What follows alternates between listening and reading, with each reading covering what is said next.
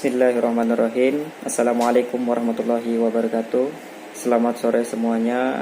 Yang terhormat Bapak Ahmad Hipni, SPI, MPD, selaku dosen mata kuliah fikih dan teman-teman kelas non-reguler Banjarbaru semester 4 yang berbahagia. Puji syukur kehadirat Allah Subhanahu wa Ta'ala yang telah melimpahkan rahmat serta karunia kepada kita sehingga kita dapat melaksanakan kuliah online. Dan tak lupa sholawat serta salam kita curahkan kepada Nabi kita, Nabi besar Muhammad Sallallahu Alaihi Wasallam. Pada hari ini saya Abdillah sebagai moderator akan memandu kegiatan presentasi kelompok 5. Jadi topik yang akan dipresentasikan pada kesempatan kali ini yaitu membahas tentang puasa. Sebelum presentasi dimulai, saya ingin memperkenalkan anggota kelompok 5 yaitu Dewi Widyaningsih sebagai ketua kelompok, Adi Setiawan, dan saya Abdillah. Jadi kegiatan presentasi yang akan dilakukan diantaranya yang pertama pembukaan, yang kedua penyajian materi, dan yang ketiga penutup. Baiklah, acara pertama adalah pembukaan. Marilah kita bersama-sama mengucapkan Bismillahirrahmanirrahim. Selanjutnya adalah penyajian materi, akan dibacakan oleh anggota penyaji. Kepada anggota penyaji, saya persilahkan. Bismillahirrahmanirrahim. Assalamualaikum warahmatullahi wabarakatuh. Terima kasih saya ucapkan kepada moderator yang telah mempersilahkan kami untuk menyampaikan materi pada sore hari ini. Langsung saja kita masuk ke materi yang pertama, yaitu pengertian puasa. Syam atau puasa menurut bahasa bermakna menahan diri dari sesuatu dan meninggalkan sesuatu.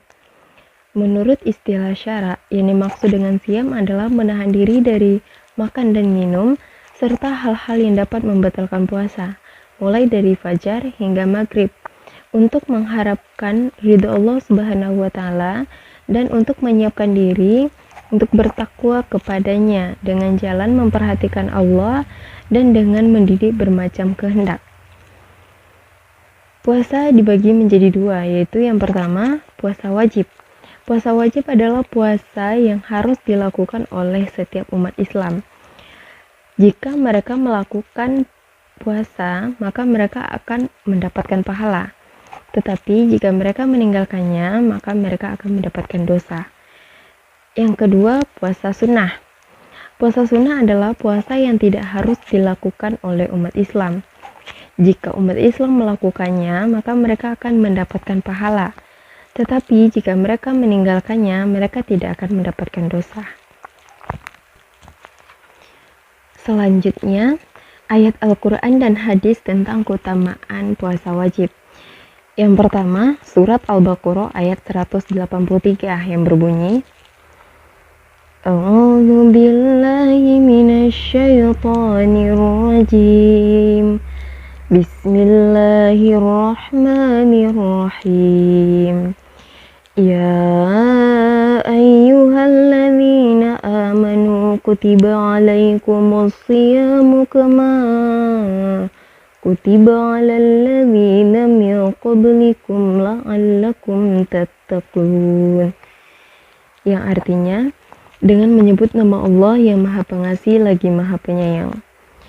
Wahai orang-orang yang beriman, diwajibkan atas kamu berpuasa, sebagaimana diwajibkan atas orang-orang sebelum kamu, agar kamu bertakwa. Yang kedua, surat Al-Baqarah ayat 185 yang berbunyi, Bismillahirrahmanirrahim. Syahrul Ramadan alladzi unzila fihi al-Qur'anu hudan lin-nasi wa bayyinatin minal huda wal furqan. Faman syahida minkum asy-syahra falyasum wa man kana maridan aw ala safarin fa iddatun min ayyamin ukhra. Yuridullahu bikumul yusra wa la yuridu bikumul usra walitukmilul iddata walitukabbirullaha ala ma hadakum wa la'allakum tashkurun. Yang artinya, dengan menyebut nama Allah yang Maha Pengasih lagi Maha Penyayang. Bulan Ramadan adalah bulan yang di dalamnya diturunkan Al-Quran sebagai petunjuk bagi manusia dan penjelasan-penjelasan mengenai petunjuk itu dan pembeda antara yang benar dan yang batil.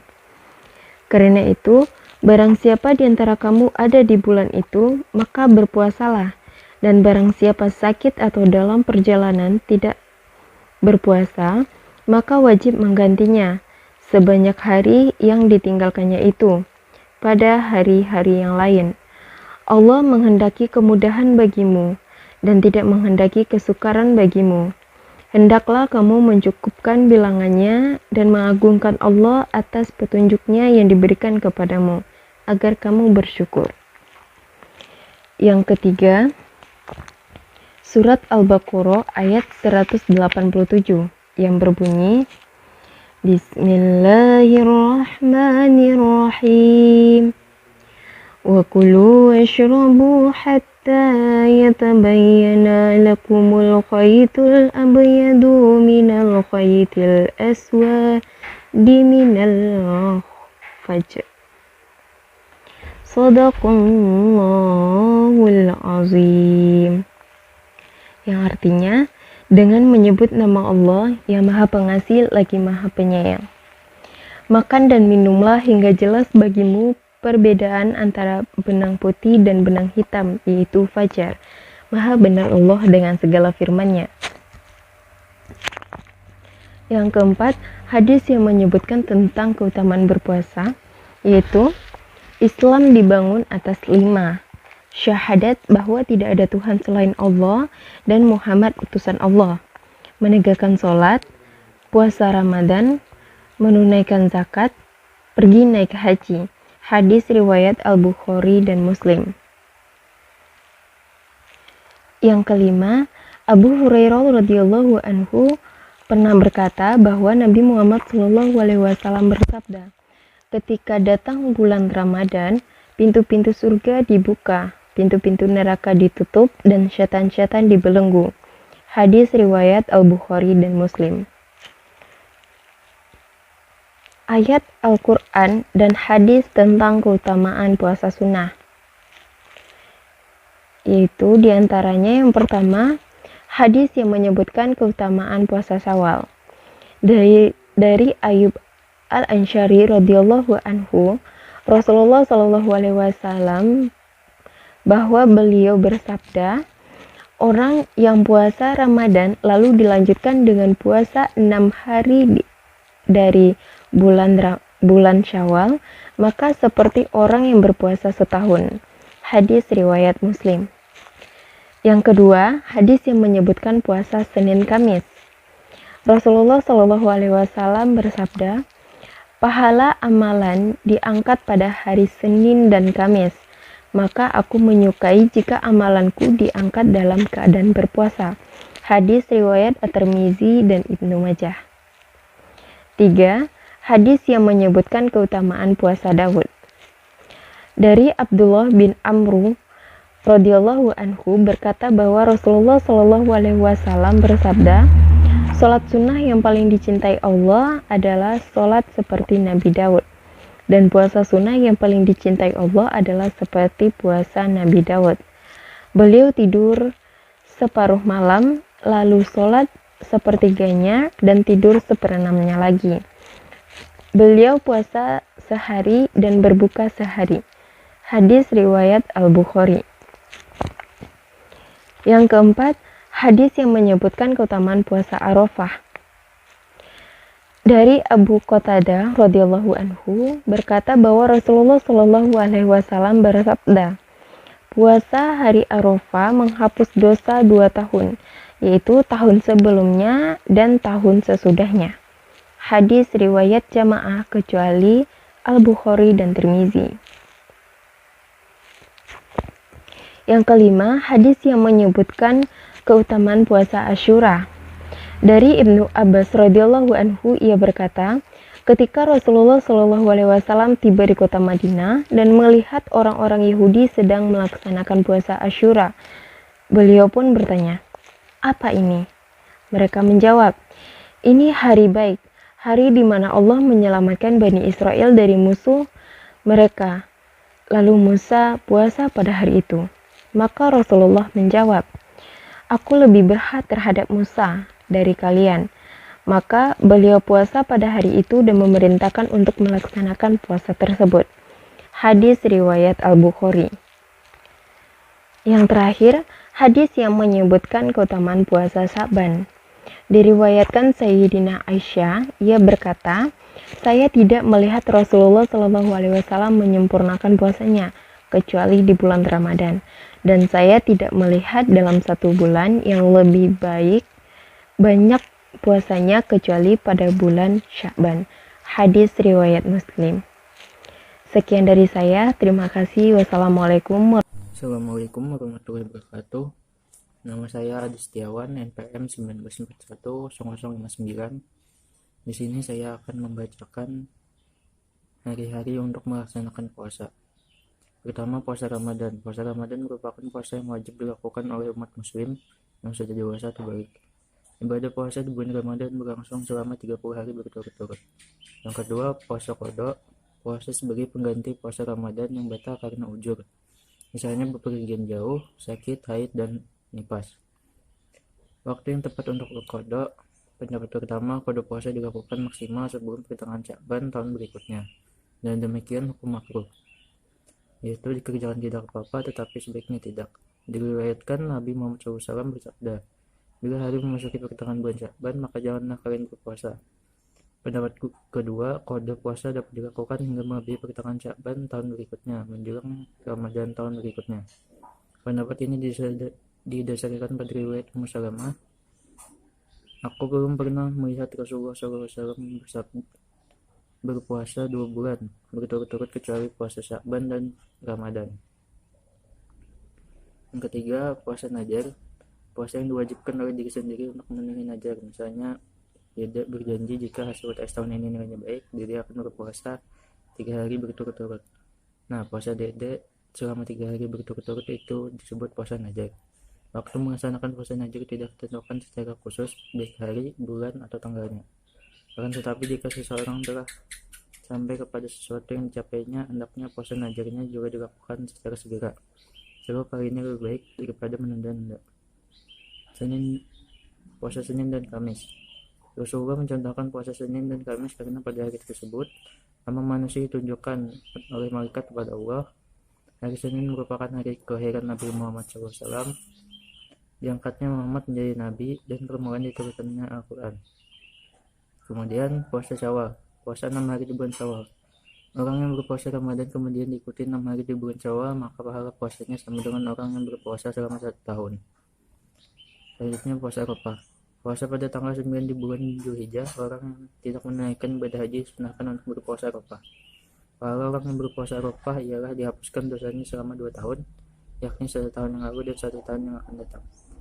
Kemudian puasa Daud. Puasa yang dicontohkan oleh Nabi Daud, yakni puasa setiap 2 hari sekali selang-seling. Maksudnya, jika hari ini berpuasa, besoknya tidak, besok puasa, besoknya lagi tidak, dan seterusnya. Puasa Daud ini bisa dilakukan pada hari apa saja, termasuk hari Jumat. Puasa Daud juga bisa dilakukan kapan saja, kecuali pada hari tasyrik kecuali pada hari yang diharamkan untuk berpuasa seperti Syawal, 10 Dzulhijjah, dan hari tasyrik. Kemudian puasa Muharram. Puasa Muharram dilakukan bulan Muharram atau tahun baru umat Islam. Puasa Muharram sering dilakukan di tanggal 10 yang dikenal dengan puasa sunnah Asyura. Kemudian puasa Sya'ban. Puasa Sya'ban adalah puasa sunnah yang dilakukan di bulan Sya'ban. Selanjutnya, hari-hari yang diharamkan untuk berpuasa. Yang pertama, puasa Hari Raya Idul Fitri. Puasa yang dilaksanakan pada Hari Raya Idul Fitri ini merupakan puasa yang haram hukumnya. Meskipun tidak ada yang bisa dimakan, akan tetapi tidak diperbolehkan berniat untuk berpuasa. Yang kedua, puasa Hari Raya Idul Adha. Pada tanggal 10 Dzulhijjah adalah hari raya untuk semua umat muslim, dan pada saat tersebut juga umat muslim disunahkan untuk menyembelih hewan kurban serta menyantapnya, sehingga sangat diharamkan untuk berpuasa pada Hari Raya Idul Adha. Yang ketiga, puasa hari tasyrik. Larangan puasa hari lainnya adalah pada hari tasyrik yang jatuh dalam 3 hari berturut-turut sesudah Hari Raya Idul Adha. yakni tanggal 11, 12, dan 13 Dzulhijjah. Dari riwayat Abu Hurairah radhiyallahu an, Rasulullah mengutus Abdullah bin Hudzaifah agar mengunjungi kota Mina serta menyampaikan, jika janganlah kamu berpuasa pada hari ini karena ia merupakan hari makan, minum, dan berzikir kepada Allah. Yang keempat, puasa hari Jumat dengan khusus. Umat Islam memiliki pandangan jika hari Jumat adalah hari libur untuk umat muslim, sehingga agama juga melarang kita untuk melakukan puasa di hari Jumat. Apabila ingin berpuasa, maka berpuasa dari Kamis yang merupakan hari sebelum Jumat. Puasa hari Jumat diperbolehkan jika menunaikan puasa wajib, mengkodok puasa wajib, membayar kafarah atau tebusan, serta ganti sebab tidak mendapat hadiah tamtu. Selain itu juga diperbolehkan apabila bertepatan dengan puasa Daud, juga bertepatan dengan puasa sunnah lainnya seperti puasa Asyura, puasa Syawal, serta puasa Arafah. Yang kelima, puasa hari Sabtu. Selain hari Jumat, hari Sabtu juga menjadi hari larangan puasa sebab ini merupakan rutinitas orang Yahudi. Rasulullah juga melarang kita untuk melaksanakan puasa pada hari Sabtu kecuali jika sedang melaksanakan puasa wajib serta puasa bulan Ramadan, seperti puasa bulan Ramadan. Yang keenam, puasa hari Syak. Puasa di hari Syak juga merupakan hari di mana puasa dilarang untuk dilaksanakan. Hari Syak merupakan tanggal 30 Sya'ban dan apabila ragu sebab awal bulan Ramadan yang belum terlihat hilalnya, maka ketidakjelasan itulah yang dinamakan dengan Syak. Dan menurut syar'i umat muslim merupakan hari larangan untuk berpuasa. Berpuasa pada hari tersebut diperbolehkan apabila mengqadha puasa Ramadan dan juga bertepatan dengan kebiasaan puasa seperti puasa Senin, Kamis, dan juga puasa Daud. Yang ketujuh, puasa sepanjang masa. Tidak ada anjuran atau saran bagi umat muslim dalam melakukan puasa sepanjang tahun. Akan tetapi sebagai solusi, maka kita diperbolehkan untuk melakukan puasa Daud, yaitu sehari berpuasa, sehari berbuka, dan begitu pun seterusnya. Ini merupakan rukhsah atau keringanan terakhir yang ingin melakukan puasa secara terus-menerus, dan ada sarangan berpuasa secara terus-menerus ditunjukkan untuk Abdullah bin Al-As, di mana di riwayat Muslim disebutkan jika Abdullah bin Amr menjadi lemas sebab terbiasa melakukan puasa terus-menerus dan ia menyesal serta tidak ingin mengambil rukhsah serta hanya cukup melakukan puasa Daud saja. Yang ke-8, puasa wanita saat haid atau nifas. Bicara selanjutnya yaitu penutup. Baiklah, terima kasih kepada penyaji materi yang telah menyampaikan materi pada sore ini. Demikianlah presentasi dari kami kelompok 5. Terima kasih atas perhatiannya. Mohon maaf jika atas kekurangannya. Sebelum menutup presentasi, marilah bersama-sama kita mengucapkan Alhamdulillahirabbil alamin. Saya sebagai moderator mengundurkan diri. Terima kasih. Wassalamualaikum warahmatullahi wabarakatuh.